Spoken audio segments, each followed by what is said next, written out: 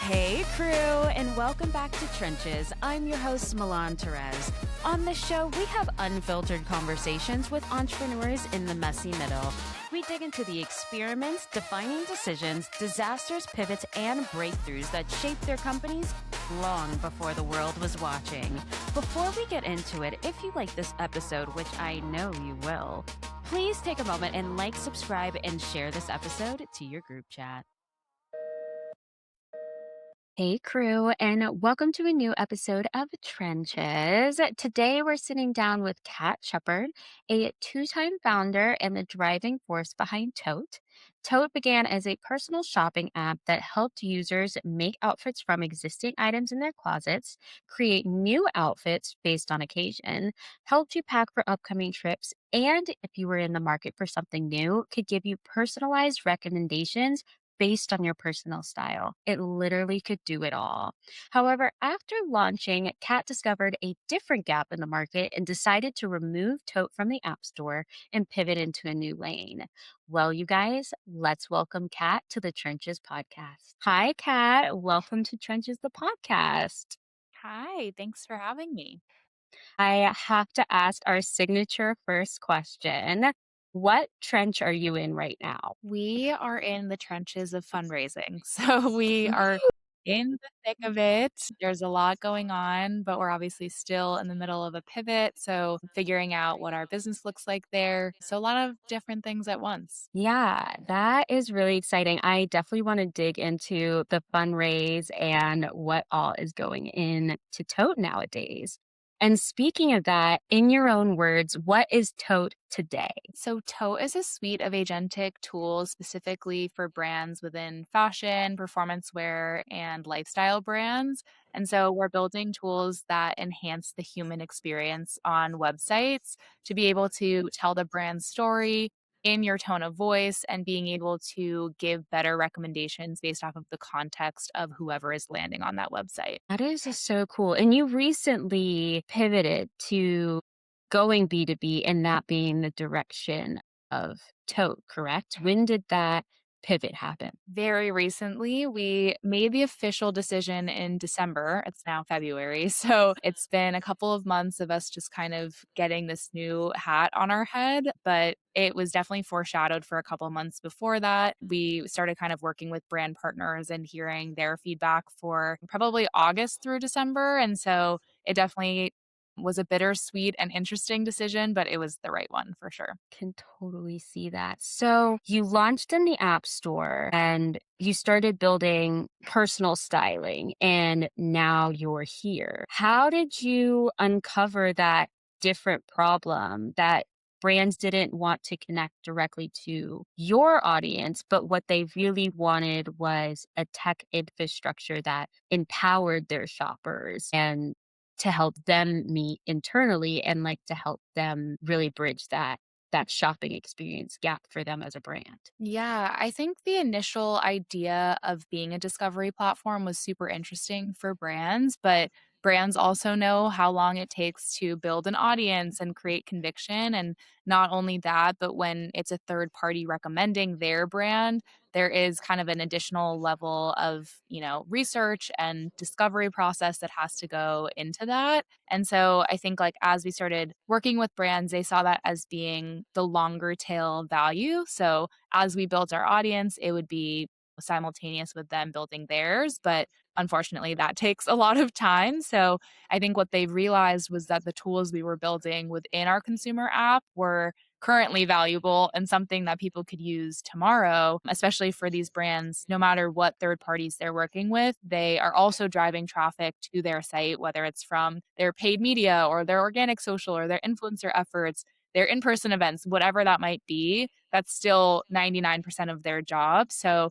they kind of wanted to see, okay, how can we create that value as soon as possible versus kind of like building together, if that makes sense. No, that totally makes sense. And I want to lean a little bit more into AI. So you created the Tote Shopping AI. What is technically needed to build a layer like that, to build AI into an existing product? Let's help our listeners understand resources or tools or step by steps of like how you would actually do that. Yeah. I mean, I think it's totally nuanced to whatever the problem is. And it's no secret that building now is very accessible because of AI. Being able to kind of learn it, obviously you still need some technical background, but being able to learn and implement that is a lot quicker of a turn now. In terms of our product specifically, we're focused on the fashion niche. So for us, it's not only building the tools that are powered by AI and smooth and easy to use on a brand's website, but it's also the context layer that we're building specific to fashion. So it's, how are we structuring our data? How are we making it so that we have an edge, against any competitors that might be building other agentic tools. And for us, it's that we saw this need for fashion and adjacent brands to be seen in this space. And because there are so many nuances, like everyone knows when you're shopping for a clothing item or an accessory, it's so specific to each individual person. And because of that, anything with that level of specificity needs also deep data to match it. So, there's 2 sides of the coin there is that we really understand the problem and we understand how nuanced it actually is, and so we're starting from the building blocks and then going up from there, and of course, like, it's table stakes these days for the actual product and the actual tool to look and feel amazing powered by AI, but there's so much that goes on under the surface there that we're building as well. And this is just a curious question from me.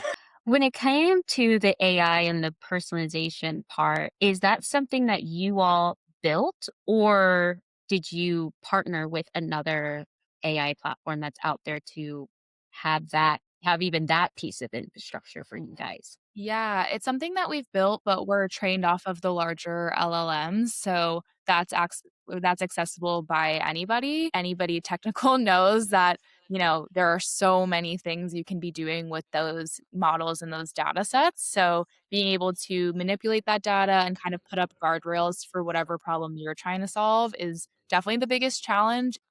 Obviously, when you start with such a wide pool of information, the hard part is condensing it down to work for your use case. So for us, if someone's in one of our chats or our smart search, we don't want, someone to be able to ask a question about like politics or the Yeah. environment or like the weather or something like that. And so being able to not only make it specific to the brands that we're working with, but also to be specific to the general category and to know its limits. Mhm. That's kind of where all of those fine tuning details come in. And that is my technical co founder that handles all of that. I was going to ask, you posted recently that you and your co-founder went on your first offsite, which congratulations to you guys. I know that gave you a lot of time to build morale and rapport and also just take you guys out of your normal day to day, which I think we all need as builders out there. So during that offsite and just you as a founder yourself, how has having a co-founder really balanced out the journey and the growth of Tote and also yourself? Like, how has it been supportive in your founder journey? Yeah. I mean, it is leagues ahead of being a solo founder. And I think there is so much that people can get done with being a solo founder in tech these days. But I know for me, I formerly was a solo founder, and having another person to bounce ideas off of and also to have an expertise and a skill set that I personally don't have is really powerful. And so that's been a really great, I guess, advancement in this phase of the company that we're building now. I don't think we would be here today without that. I mean, I have friends in the space who don't have a technical co-founder and are like outsourcing every little detail. Yeah. So being able to have that partnership, not only for like the idea generation and being able to bounce and brainstorm with each other, but from the actual implementation standpoint, being able to get something up and running is the most important thing these days, especially with the speed of how quickly AI is moving. And for like the offsite, for example, we love to come together in these kind of bigger milestone phases, whether that's through a pivot or hosting bigger events to like reach our community, reach our audience just because, we are building software so we can be remote and we can kind of build separately from a day-to-day perspective, but there are just some human elements of it that you kind of can't break through and you need to have that face-to-face conversation. I took my dog and my fiance up and we went skiing and we had a great week, but at the same time, it allowed us to like have that candid time to just like work through little problems that you might not be able to get to on your daily status. Yeah, and how did you guys meet? How did you meet your co-founder? How did you find a co-founder? What was your process in going about that? Or were you guys already friends? Yeah, so we met through a mutual friend. At the time, we actually were both building our second ideas before we came Okay. together and kind of merged them. And so our mutual friend is one of my college ski teammates. And we knew of each other from like friend groups, but it wasn't until we were working on similar ideas that this friend was like, okay, you guys need to talk to one another. And so we actually spent a few months consulting each other on the space. He was looking for kind of like, insights into the influencer space or like ideas about brand and marketing. And I was looking for technical kind of expertise to figure out the feasibility of my previous product. And because of that kind of back and forth, we almost gained each other's trust before ever knowing that we would work together. And then there was a very serendipitous moment when both of our ideas that we were working on weren't going to go through the way that we thought they would. And because of that, we realized that like because it was a similar space, we could kind of come together, brainstorm, and figure out what the next iteration would look like. And then that's kind of when Tote was born. But I mean, I won't say it happened overnight because it didn't. And before that, I was looking for a technical co-founder for months and months and months. So I did the whole, YC co-founder matching, like speed dating and trying to find people in my network and asking friends of friends. And that was a grueling process. And everyone always says, it being a mutual connection or a friend that you already knew or a coworker is always the best way to go. And I definitely agree with that because we started on a foundation of trust versus, having to get to know each other for the first year of the business. We kind of had that foundation already. That's so interesting because an advice that you hear a lot in business is don't start businesses with your friends or don't hire your friends and or even don't work with like family members and things like that. Just like don't work with people that you are extremely, extremely close to. And on the same side of the coin, you need to have people that are going to have your back no matter what and who you really trust. And that does take time and effort and relationship and everything like that. And it seems like you guys went through this entire foundational process and were friends and had mutual rapport and mutual respect.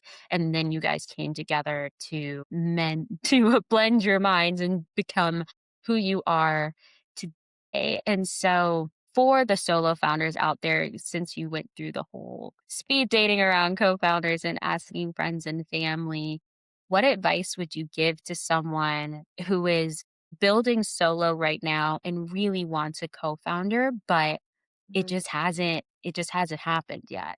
Is there a new place for them to look, or what would your advice be? Yeah, I mean, I think just as cheesy and cliche as it is, networking is your best friend. And I mean, not to say it needs to be your sister or your best friend or something that is your co founder, but having an understanding of someone personally. And like, even again, we didn't know each other before, but we did have mutual friends. So there is a level of trust that, like if you're friends with my friends, then we probably have a good foundation here. But I think like looking in places where you would normally, I guess, have some sort of mutual connection is probably a good place to start. It's really tough. It's really hard to find someone who has the level of risk that you do, that likes the idea that you're building, has a complementary skill set. So I won't say like, okay, you'll go to a networking event and meet someone, but I think you kind of do have to make yourself visible in that way, whether it's like even if it's not networking for work, but like going to community spaces or something involved with your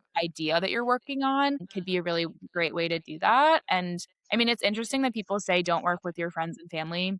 I think that there's like a lot of personal reasons of why you wouldn't do that, really close people. But I know that a lot of, investors and accelerators and people that are stakeholders in businesses look for that rapport and like they actually Yeah. have known the person for a good amount of time because at the end of the day, your co-founder is basically like you're in a relationship with them. Like you talk to them constantly. Like I talk to my co-founder more than I talk to my fiance, and it's nonstop and it is really emotional. Like you're putting your life and your finances and your kind of like risk on the line with them. And so being able to relate on a personal level is really important. And so for us, we met each other through this mutual friend. And of course, like we have hobbies that are in common, that sort of thing. But that's only helped us as we have grown because when, I go on a ski trip, my co-founder understands like that world versus being like, I'm coding in a basement and you're going off. So I think that there is like a mutual understanding there. And like if you are the person that's coding in a basement and you want to find someone who's also like heads down building with you, that's a really important distinction to make. And co-founder problems and breakups and like all of the Yeah. I guess emotional interpersonal relationships are so real. And so being able to evaluate that not only from like a skill set standpoint, but also from a personal standpoint is really important. Yeah, that is so, so true. And I'm so glad that you were able to find your match. And to any crew members out there who have not found their match, you will. It will just take time and some Right. persistence. And you got to get out of your house if that is what you're looking for. 100%. And there's hope. There is hope for you to Mhm. find a co-founder out there. I love that. And you mentioned that Tote is your second venture. If I did my research correctly, in 2018 at 21, you launched Triller Swim, a sustainable swimwear brand, and ran that for about 5 years. So let's dig into that a little bit. And what was the most impactful thing that you learned from launching that brand, which then became foundational for when you started Tote as your second venture? Yeah, I mean, just from like a foundational perspective, starting a company when I was really young, I also had a corporate job. I was really just like figuring it out as I went was definitely pivotal to how I see my 20s. And I think like people always say, take the risk when you have nothing to lose. You don't have a mortgage or a family or, outside responsibilities. And I couldn't agree more with that just because it pushes you into a mindset that this is hard and this is something that's going to take time and dedication and it's not going to happen overnight. But I guess my what I've seen on the flip side of things is when someone gets really comfortable in a corporate job or something that, is consistent and pays them over a long period of time, it's really hard to make that leap, especially as we get older Mhm. and responsibilities grow and grow and grow. I think from like a mindset standpoint, that was really big for me and how I've seen my journey. From a skill set standpoint, I was a solo founder, so I wore all the hats. I kind of learned all of those things early. And obviously, this business is very, very different than running a brand, but the principles are the same. And again, there were ways that I had to be creative about marketing or networking or meeting people or partnerships that I've taken into Tote for sure. But honestly, it was the reason why I started Tote. I learned so much about brand owner problems and like all of the customer issues that I was hearing. And that was Mm. what sparked the problems that we're now solving. So it all is interconnected, even though, on a granular level, it seems like it's a very different hat to wear, but ultimately it was the roller coaster that guided me into this part of the journey. So I wouldn't change any of it. And a lot of the connections I made at that time are people who are still in my network and who are partners and potential investors and that sort of thing too. So you really never know who you're going to meet at any phase of your life. And I think that was my initial way, especially kind of being young and naive of, okay, how am I going to solve this problem? What can I do right now to build this business? And so, yeah, I kind of just like took the bull by its horns and tried it when I was really young and spent all my savings to do it, but I'm better for it for sure. That's incredible, and kudos to you. Second venture, and you're going for it. And I love that. And I feel like so many of our crew members are doing the same. When you were running your swimwear brand and you started to see this feedback from customers of personal styling and or the stilts that would become tote. What did that feedback look like and how did you start to draw that conclusion? And then what was your initial conclusion that was the birthplace of tote out of that brand? Yeah, I think the common thread was always centered around customers wanting more information before they made a purchase from any size brand, whether that was an emerging brand or a legacy company that just launched a new product. There was a lack of trust from online and e-com that were kind of like superseded in in-person conversations. So there was like a combination there of hosting pop-ups and in-person events where I would hear all of this feedback and all of these thoughts and like be able to answer a bunch of questions for customers, which would make them purchase immediately that I just Mm, couldn't do online. And obviously, most brands today are on Shopify in some version. And so there are limitations, there are guardrails of where text can be put and how many images you can have and how it shows up unless you're deeply technical, which most brand owners and e-com managers and whatnot are not. So I think that there were just like glaringly obvious issues surrounding the context that people could get from a brand in this digital setting. And then simultaneously, being in swimwear, there were so many questions about size and fit and like details of the materials. And it's obviously a performance piece. So we also did activewear. So asking all these questions again in person about how does the garment move and work with you and last and what are the materials like and the sustainability element and all of that like again I could answer in person but I could never answer online. And every brand has an FAQ or like some sort of yeah. forum, but like are customers going to that depth to see that? Probably not. But, I think that was like the initial foundation of how do we build this context layer so that the on-site experience is not only like more enhanced or more like high end, but it ultimately becomes more personalized for whoever is on the other end. So those were like the biggest learnings I think that initially set off this journey, and the way that we kind of got into personal styling was interesting. It was really the foundation of creating context for a shopper and, to get into that layer, there are so many tangents that go off of that, and personal styling is one of them just because it's one of the pieces of context.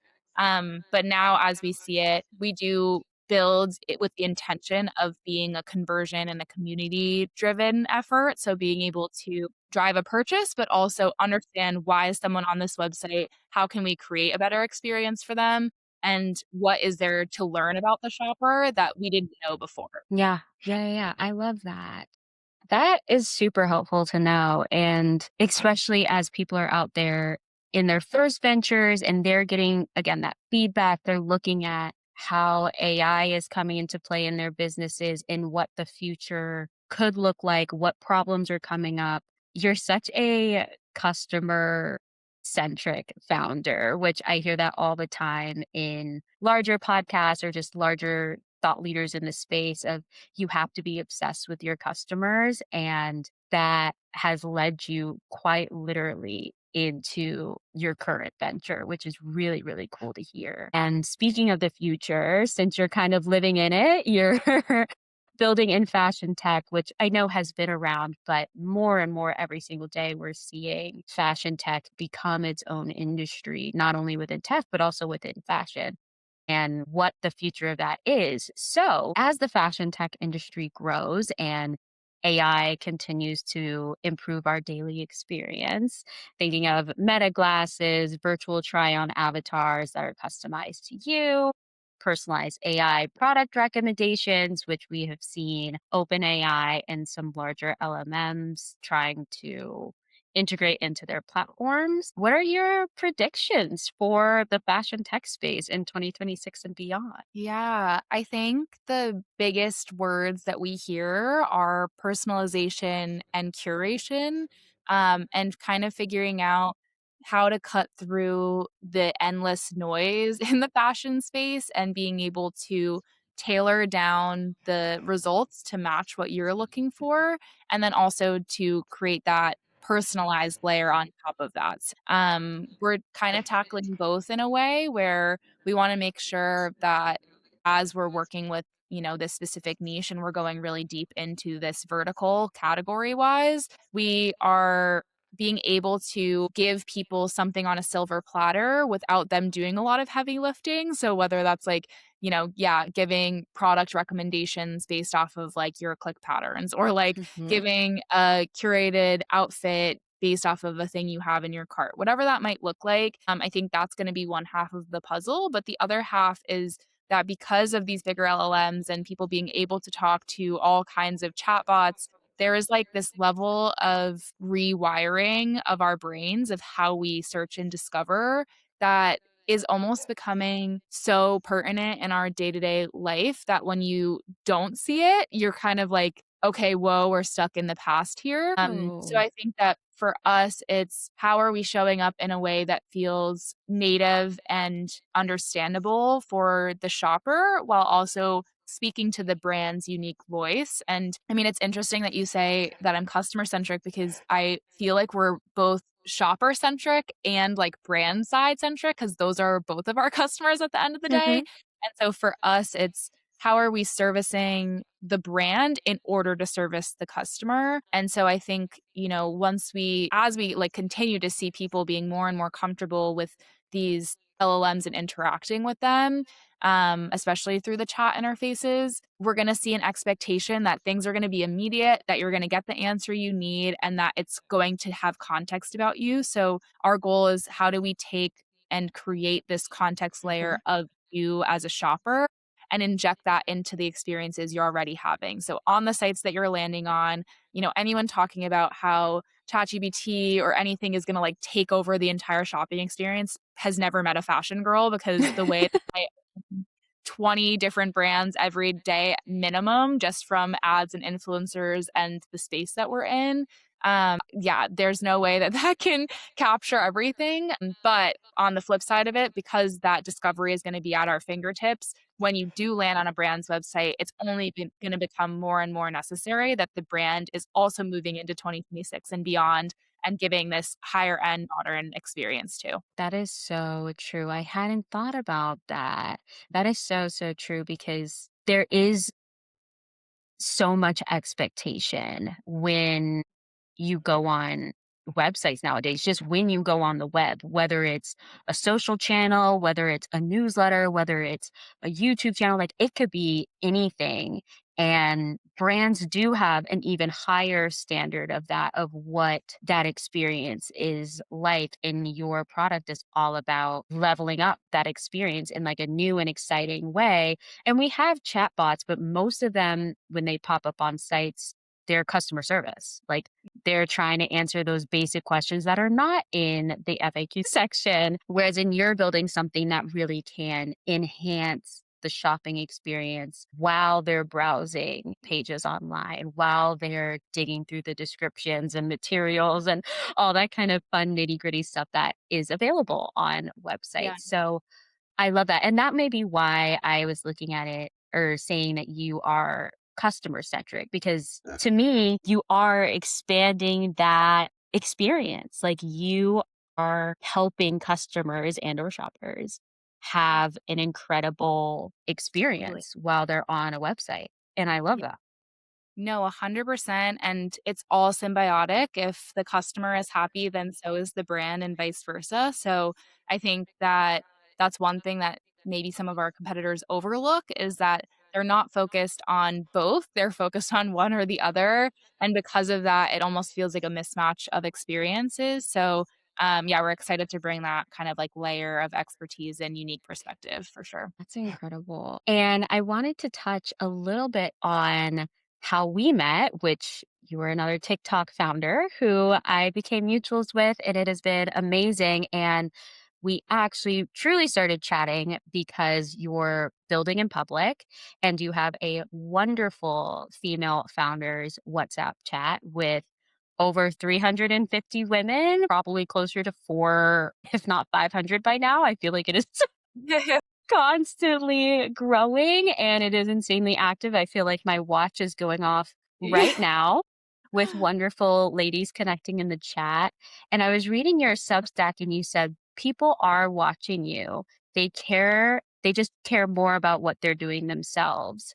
So you're building in public, you're building this huge network of potential stakeholders, possibly competitors who are looking in the comments, and Mhm. supporters. So, how have you seen building in public in the fashion tech space impact your business? Yeah. I mean, definitely competitors in our comments and viewing everything. But more than anything, it's this community layer, whether it's people supporting from the outside and not in our space, or it's people from the inside of our space and having some sort of opinion or something to say there. But I think building in public for me made me visible in a way that I you can't do organically. You can't talk to 100 plus people every day and be able to do that. So, I'm not trying to build some crazy following and be an influencer necessarily, but I think being able to tell your story on a platform,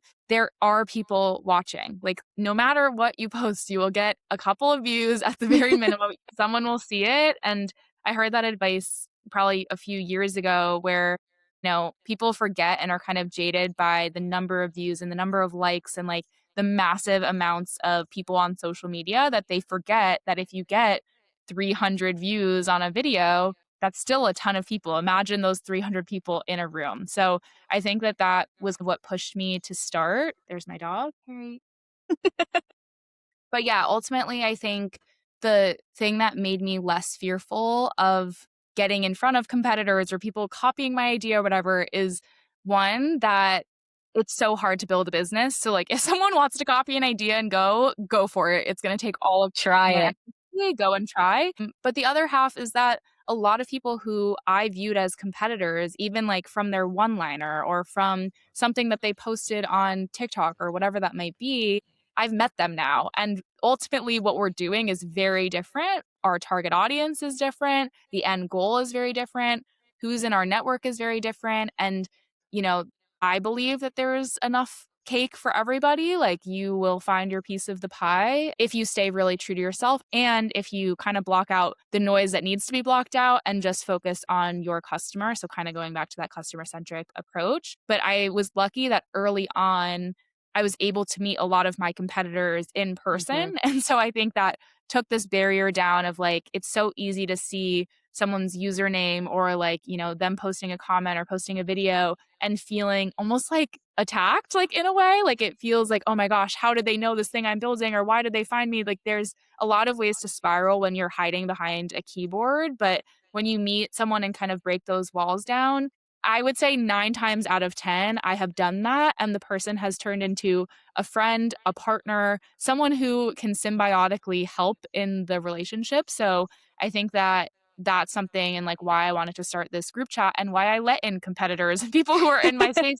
People pivot, people change, people see what's right for them. And I want to be on the side where like we can all work together and, rising tides lifts all ships. I'm such a firm believer in that. So Your community is great. It is so supportive. And it truly is, after that answer, a true reflection of who you are and your heart and your drive to bring people together. Like you said, the tide can rise all ships. And I absolutely love that mentality going into business and no longer seeing competitors, but always seeing a partner and seeing how you yeah. guys can work together. And And if it's not, honestly, that's okay too. Like if someone is competing directly with you, that means that your idea has gas. So like yeah, I think that there's also a positive there and like healthy competition is good for anybody. It pushes you to think outside of the box, again, to niche down, to find your customer and to innovate. So, it's not every single time that it's like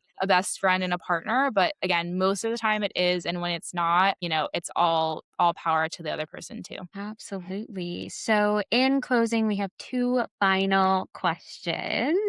What is beyond the trenches for you? What is on the other side of launching this dream brand? And what are you hoping to get out of this? Yeah. I mean, on the near horizon, it's being able to hire back our team, being able to build and actually like make an impact with our commercial partners at a bigger scale. And it's kind of just like getting Tote out there in a new way that was very different than 2025.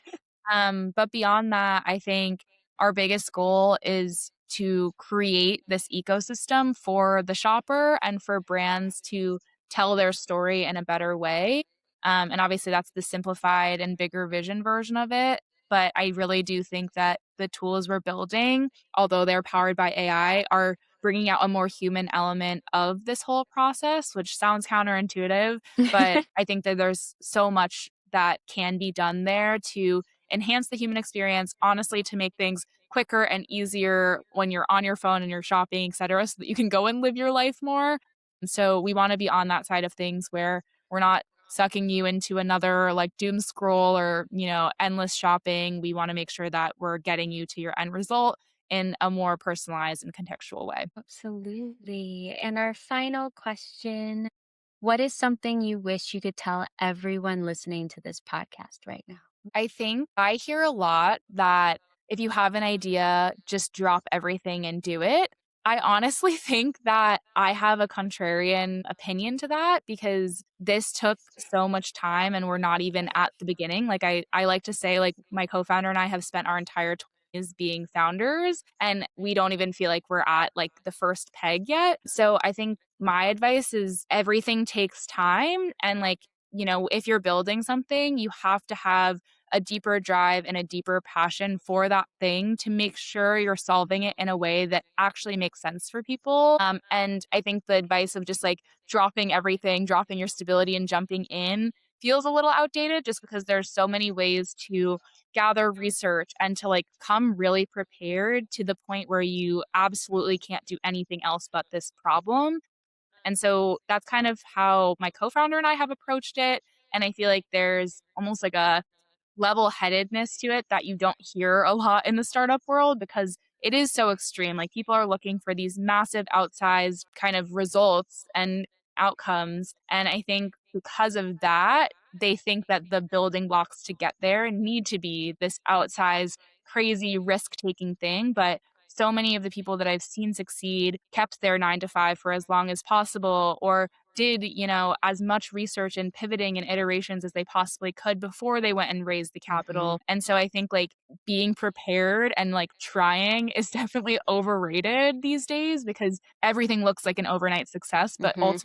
almost every success story was years and years in the making before that. It just became visible to you at like the time that it was an overnight success. So I want more people to know that because I think it's glamorized that like, you're doing this cool, fun thing, but it's really hard and like being financially insecure and not knowing when things will happen and having kind of your timeline be a little bit warped from normal reality is a really interesting and tough pill to swallow. And so preparing yourself as much as possible for that is really helpful. That is so true. I have heard so many more founders that are taking the approach in building in public have their 9 to 5s and are saying this too. Keep it. Keep Yep. it. Keep it. So thank you so much, Kat, for sharing your origin story with us today on Trenches. I cannot wait to see what you build beyond the trenches and how Tote continues to grow. For our crew members, please go and follow Kat on TikTok and Tote on TikTok and Instagram. Those handles will be down in the show notes. And make sure that you're tagging Tote in your favorite brand's comment sections so that we can spread the word on Tote, what it is building, and how it can be implemented into your favorite brands and your shopping experience. Because we here want to mobilize and help founders get their companies out there. I'm really grateful that we were able to spend our time together. And to the crew, I will see you next episode. Thank you. Don't forget to follow us on Apple and Spotify or wherever you get your podcasts. Your likes, comments, and ratings make such a big difference in improving the show for each and every crew member. Also, if you're not already, come and join us on TikTok and Instagram at Trenches the Podcast, where we don't just share clips, we're creating a network of co-builders in the comments. Each post is designed to be a truly impactful addition to your scroll that will actually help you improve your journey in many different ways. Now, since you're already a part of the crew, this is how you step inside. By allocating to the fund on Patreon, you become a stakeholder in Trenches the podcast and officially join our cap table. With access to private content, early drops, resources, and chats reserved for people truly in the work. Here is where you get the tools and the behind the scenes of what it really takes to get beyond the trenches. Your seat gives you direct access to contribute and make long-term decisions for our crew while finding community with fellow builders. It's time to take your seat at the table. Our mission is simple: make entrepreneurship less lonely. I'll see you in the next episode.